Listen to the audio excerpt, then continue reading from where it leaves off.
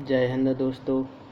मैं पुष्पेंद्र पटेल यूट्यूब के digital format पर छतरपुर क्लासेस में आप सभी का स्वागत करता हूं।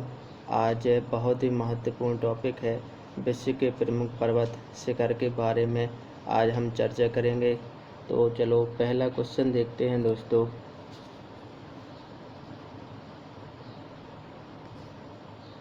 स्थल मंडल के कुल क्षेत्रफल का कितने प्रतिशत भाग पर पर्वतों का विस्तार पाया जाता है?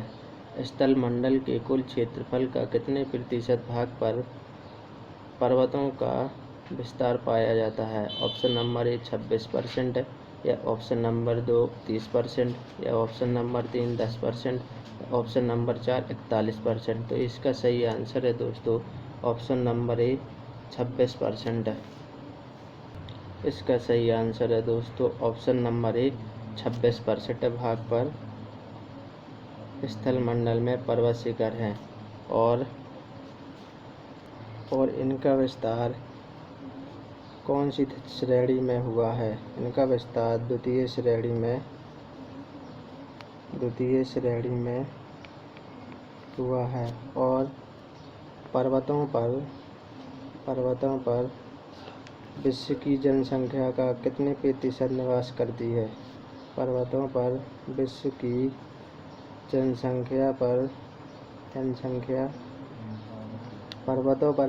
जनसंख्या कितने प्रतिशत निवास करती है दोस्तों?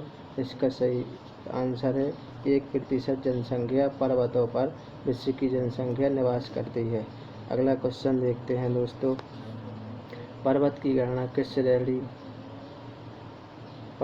गणना किस श्रेणी स्तर पर की जाती है? पर्वत की गणना किस श्रेणी स्तर पर की जाती है? द्वितीय श्रेणी पर की जाती है। अगला क्वेश्चन देखते हैं दोस्तों। पर्वत की उत्पत्ति से संबंधित रेडियो सक्रियता का सिद्धांत का प्रतिपादन किसने किया? पर्वतों की उत्पत्ति से संबंधित रेडियो सक्रियता का सिद्धांत का प्रतिपादन किसने किया? Option number A Jolly, option number 2 Reid, या ऑप्शन नंबर 3 वैगनर, या ऑप्शन नंबर 4 हैरी। तो इसका सही आंसर है दोस्तों ऑप्शन नंबर ए जोली ने। इसका सही आंसर है दोस्तों ऑप्शन नंबर ए जोली ने रेडियो सक्रियता का सिद्धांत का प्रतिपादन किया। और हैरी ने कौन सा सिद्धांत दिया? प्लेट विवर्तनिकी सिद्धांत दिया।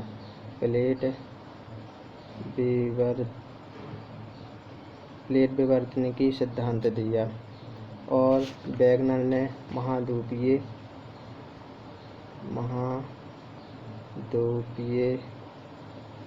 विस्थापन कहा। इसका निर्माण महाद्वीपीय विस्थापन से हुआ है। अगला क्वेश्चन देखते हैं दोस्तों। पर्वतों की उत्पत्ति से संबंधित भूसंतति का सिद्धांत किसने प्रतिपादित किया? कोवर ने, या जेफरीज ने, या होम्स ने, या हेरी ने? पर्वतों की उत्पत्ति से संबंधित भूसंतति का सिद्धांत किसने प्रतिपादित किया? इसका सही आंसर है दोस्तों ऑप्शन नंबर ए कोवर ने भूसंतति का सिद्धांत दिया। और जेफरीज ने कौन सा सिद्धांत दिया दोस्तों? तापीय संकुचन का सिद्धांत दिया। तापीय संकुचन का सिद्धांत दिया। और होम्स ने कौन सा सिद्धांत दिया दोस्तों?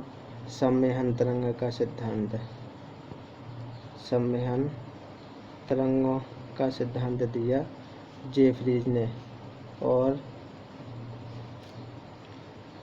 होम्स ने संवहन तरंग का सिद्धांत दिया, जेफरीज ने तापीय संकुचन का सिद्धांत दिया, और भूसंतति का सिद्धांत कोवर ने दिया, और हैरी का सिद्धांत प्लेट विवर्तनिकी सिद्धांत है। अगला क्वेश्चन देखते हैं दोस्तों। हिमालय पर्वत श्रृंखला किसका उदाहरण है? हिमालय पर्वत श्रृंखला किसका उदाहरण है? ऑप्शन नंबर ए बलित पर्वत का, या ऑप्शन नंबर 2 ज्वालामुखी पर्वत का, या ऑप्शन नंबर 3 अवशिष्ट पर्वत का, या ऑप्शन नंबर 4 ब्लॉक पर्वत का? तो इसका सही आंसर है दोस्तों ऑप्शन नंबर ए बलित पर्वत। बलित पर्वत का उदाहरण है हिमालय पर्वत। बलित पर्वत दोस्तों होते क्या हैं? ये कैसे उत्पन्न होते हैं? पृथ्वी की आंतरिक शक्ति के कारण, पृथ्वी की आंतरिक शक्ति के कारण, आंतरिक शक्ति के कारण चट्टानों में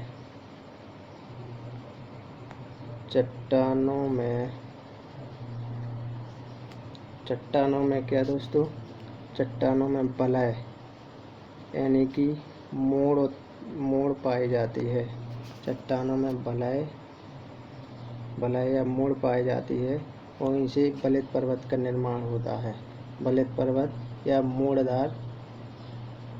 मोड़दार पर्वतों को बलित पर्वत कहते हैं। अगला क्वेश्चन देखते हैं दोस्तों। अवशिष्ट पर्वत का उदाहरण नहीं है। अवशिष्ट पर्वत का उदाहरण कौन सा नहीं है दोस्तों? अरावली पर्वत या अपलेशियन पर्वत या फ्यूजियामा पर्वत या विंध्याचल पर्वत। तो इसका सही आंसर है दोस्तों ऑप्शन नंबर 3, फ्यूजियामा पर्वत अवशिष्ट पर्वत का उदाहरण नहीं है और अरावली पर्वत अवशिष्ट पर्वत से संबंधित है। अपलेशियन पर्वत अवशिष्ट पर्वत से संबंधित, विंध्याचल पर्वत अवशिष्ट पर्वत से संबंधित है, अवशिष्ट पर्वत से संबंधित है। अवशिष्ट पर्वत का उदाहरण नहीं है दोस्तों फ्यूजियामा। अगला क्वेश्चन देखते हैं दोस्तों। निम्न में से भ्रंशोत्त पर्वत कौन है? निम्न में से भ्रंशोत्त पर्वत कौन है? वोस्जेस या दूसरा है ब्लैक फॉरेस्ट या तीसरा ऑप्शन है सीरा नेवडा या इनमें से सभी। तो भ्रंशोत्त पर्वत का उदाहरण है इनमें से सभी, ये तीनों ही भ्रंशोत्त पर्वत के उदाहरण हैं। भ्रंशोत्त पर्वत होते क्या हैं दोस्तों?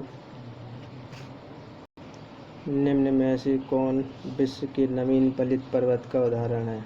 निम्न में से कौन विश्व के नवीन बलित पर्वत का उदाहरण है? तो पहला ऑप्शन है अपलेशियन पर्वत, दूसरा ऑप्शन है अरावली पर्वत या तीसरा ऑप्शन है अल्पांस पर्वत या चौथा ऑप्शन है यूराल पर्वत। तो इसका सही आंसर है दोस्तों ऑप्शन नंबर 3, अल्पांस पर्वत नवीन बलित पर्वत का उदाहरण है। और अल्पांस पर्वत कहाँ है दोस्तों? यूरोप महाद्वीप में है अल्पांस पर्वत।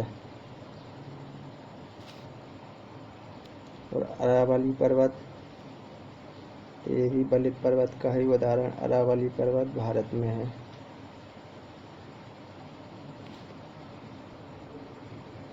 इसका सही आंसर है दोस्तों ऑप्शन नंबर 3, अल्पांस पर्वत। अगला क्वेश्चन देखते हैं दोस्तों। हिमालय की उत्पत्ति किस भू संतति से हुई है? टेथिस, ऑप्शन नंबर 2 शिवालिक या ऑप्शन नंबर 3 इंडो ब्रह्मा या ऑप्शन नंबर 4 गोदावरी। तो इसका सही आंसर है दोस्तों ऑप्शन नंबर 1, टेथिस सागर से हिमालय की उत्पत्ति हुई है। अगला क्वेश्चन देखते हैं दोस्तों। एंडीज पर्वतमाला की सबसे ऊंची चोटी कौन सी है? एंडीज पर्वतमाला की सबसे ऊंची चोटी कौन सी है? एकांकागुआ या ओजस del Salado, option number 3 Chimborazo या ऑप्शन नंबर 4 होयला। तो इसका सही आंसर है दोस्तों ऑप्शन नंबर 1, एकांकागुआ एंडीज पर्वतमाला की सबसे ऊंची चोटी है और ये कहाँ है? दक्षिण अमेरिका में स्थित है। अगला क्वेश्चन देखते हैं दोस्तों। अफ्रीका का सर्वोच्च पर्वत शिखर माउंट किलिमंजारो उपस्थित है।